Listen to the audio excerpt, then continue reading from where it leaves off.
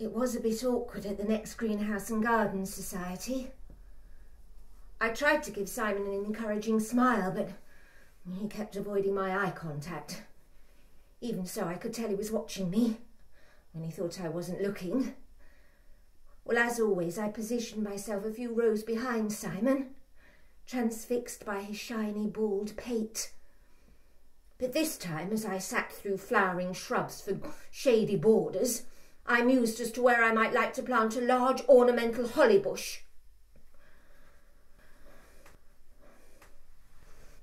Anyway, next morning, about an hour after Guy had gone off to the office, the doorbell rings. It's Simon, looking a bit sheepish, saying he owed me an explanation. A bit late for that, I thought. This man was going to get a piece of my mind. Well, just what the hell do you think you're doing here? Well, you've got a nerve. Well, you can just piss off. Well, at least that's what I intend to say. But before I open my mouth, Simon pushes past me and into the hallway, looking over his shoulder, and closes the door behind him. I just mumble something about being annoyed with the way he'd handled things, and he apologises profusely, saying, please don't think badly of him, but keeping his distance in public is the only way he can manage to control himself. And before I can brand him a complete and utter swine, he's into my wonder bra and we end up here, in the sacred marital bed. Simon with his head on Guy's pillow, at least for some of the time, but I'm too much in the throes by then to care. And again Simon pleads, don't tell anyone, and I mean anyone.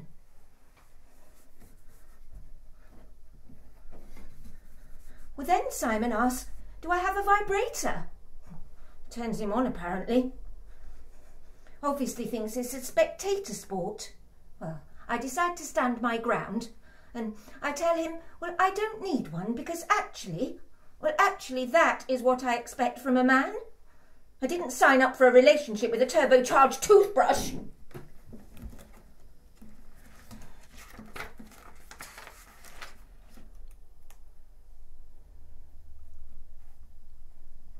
He began slowly, his strong, manly fingers playing every muscle until her body sang to his tune. Her body trembled with the earthquake that he had set in motion. Then, writhing in ecstasy, he...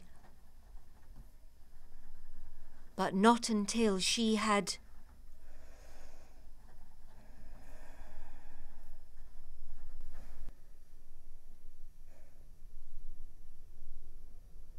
Poor Simon. He's been 30 years in a relationship, and the penny still hasn't dropped. Well, it's not the mechanics that get a woman there. It's being wanted, being loved. And I will him to say the words I've dreamt so many times he might say to me, but they never come, even though I tell him how I feel, hoping he might echo it back. Problem is, like most men, he's too frightened to be honest. Honest with me, honest with himself. He just laughs, makes light of things. But I see his eyes. And when he holds me, just for that moment, when he buries his face into my naked body and sighs, then I know. And I let him go all the way. Here, in our bed. Well, I never really meant to. Well, and of course it isn't really all the way for me, but I let him think it is. Oh, it's just less complicated that way.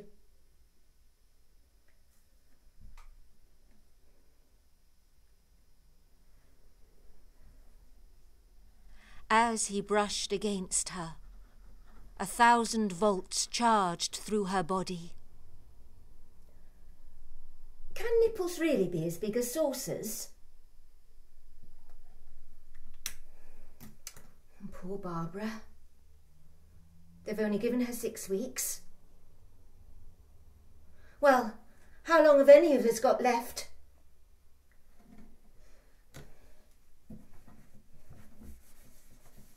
Anyway, as soon as Simon got what he came for, again he tells me, don't tell anyone, and I mean anyone. But then he rolls over and jumps out of bed. Can't zip his trousers up quick enough, like a right Jack the lad. Apparently he's got some paperwork to do for the next committee meeting of Greenhouse and Gardens. And Guy would never do that. We always have a cuddle after. He makes me feel so warm and secure. We lie for hours in a post-coital doze. Stolen afternoons when the boys are playing away at some rugby match. Simon seems to understand so little about the human condition. Calls himself a psychiatrist. I've always despised those men. You know, the ones that go after younger women. Well, just when their own wives are starting to look a bit saggy and frayed around the edges. Well, usually as a result of seeing to everyone else's needs before their own. So what does that make me? Well, no better than the barmaids my father used to chase around the town. No better than my father.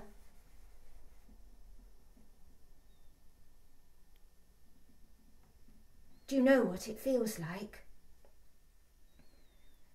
Really feels like? Well, to be a woman. A woman like me. Growing old.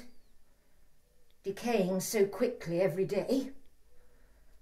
Going to seed.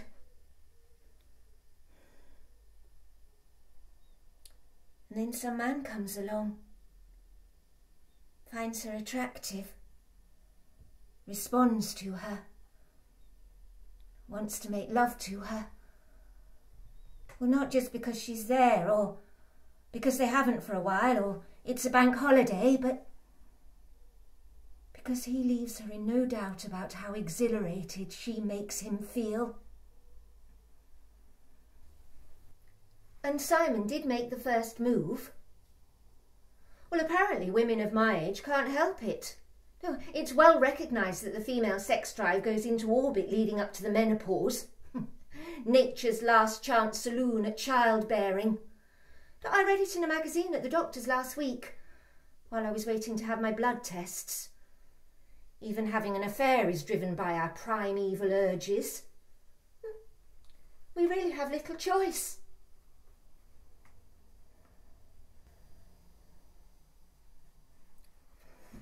Well, I suppose I must be out of practice with the etiquette these days. I didn't ask Simon to wear a condom. Well, it's not as if those ads on the radio are aimed at people our age. The young stations I hear the boys listening to. Well, and Simon is quite clean-shaven and, well, a decent sort of a chap. Well, besides, where would I dispose of it? Or what if Guy found it all wrapped up? I'd have some explaining to do. Well, I could always blame one of the boys, I suppose. Well, go all confidential and calmly tell Guy not to worry. I'll have a word with them.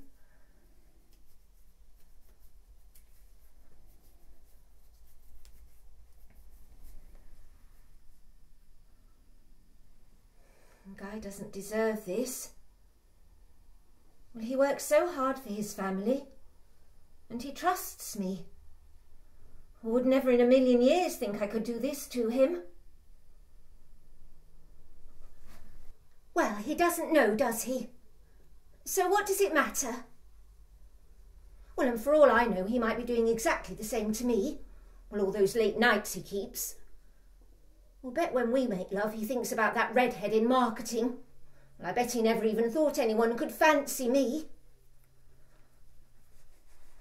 And don't tell anyone. And I mean anyone. And poor Guy. Must have thought he'd drawn the short straw marrying me, because God knows what I must be like to live with. He woke up one morning to find he'd turned into Mr. Rochester, and he's living with a mad woman in the attic. Don't tell anyone. And I mean anyone. You can only hide it for so long before they start to notice. And they wonder. And they try their best to understand, but they can't. At first they find it amusing. Laugh at me even. Mum, what the hell do you think you're doing? You've checked that plug at least 20 times, you idiot. Guy puts his hands over mine. Says, "It's okay, darling. Everything's done. No more checking." Then a kiss and a squeeze. He's the only one who can reassure me. He's the only one I believe. Well, he saw me through it all. And the counselling. The counselling which ripped me apart and put me back together in a different order. Because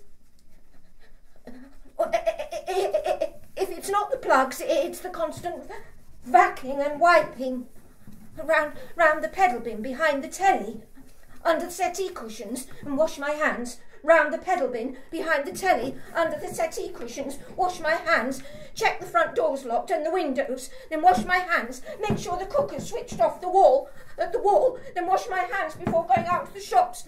And when I'm halfway there, turning back home just to make sure that I did in fact lock the door and switch off the plugs. And now I'm back, I might as well wash around the fucking pedal bin because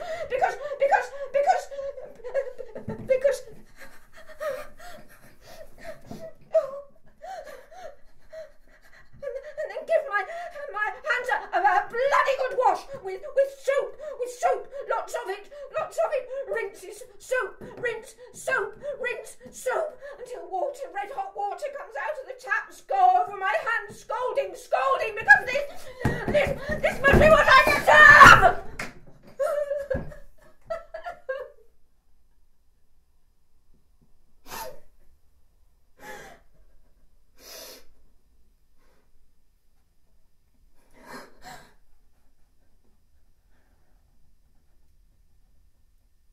And it was all settling down very nicely, thank you.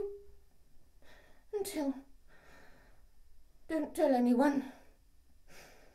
And I mean anyone.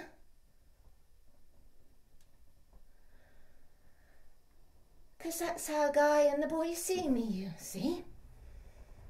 How they'll always see me. Out of control. Unable to cope. Oh, the pitying looks people at church give Guy, having so much to put up with. Well, it's not the sign of peace I want to offer some of them, especially the women making eyes at Guy, wishing they'd had the chance at the charmed life they think I lead. Well, they can keep their bloody hands off him.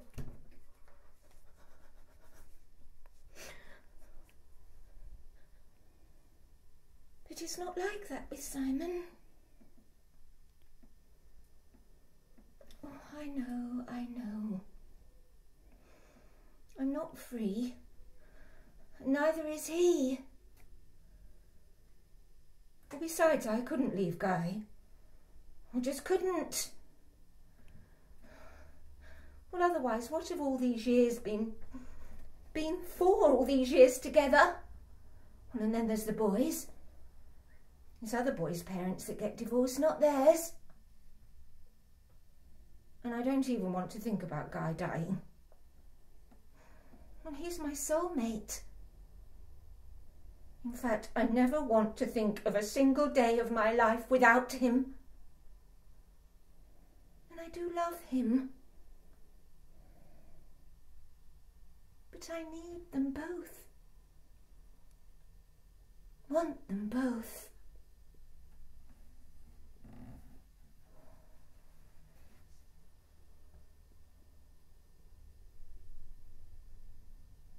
But don't tell anyone. And I mean anyone.